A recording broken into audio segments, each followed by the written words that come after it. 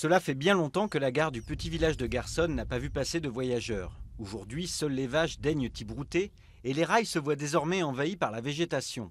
Ces images témoignent de la période de disette traversée par ce bourg qui s'est progressivement vidé de ses forces vives ces dernières années jusqu'à être promis à une mort lente avant de renaître subitement.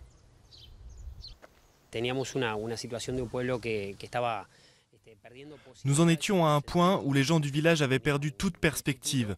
Puis du jour au lendemain, un regain d'activité a changé la vie du village.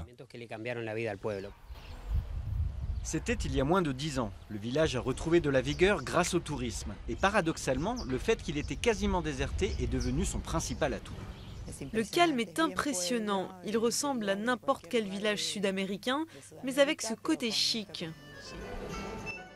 C'est cette ambiance très tranquille qui a séduit le grand chef argentin Francis Mallmann, dont l'hôtel-restaurant attire de nombreux clients aisés férus de gastronomie argentine.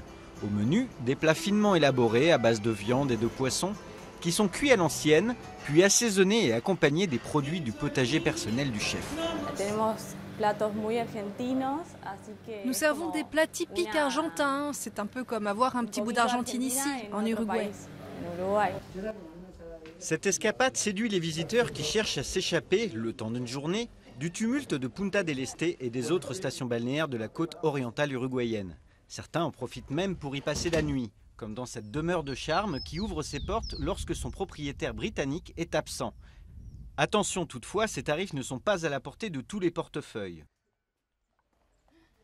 Ainsi, dans le sillage de ces nouveaux lieux, le village se transforme progressivement et les emplois réapparaissent. Mais cette mue n'est pas sans susciter quelques craintes.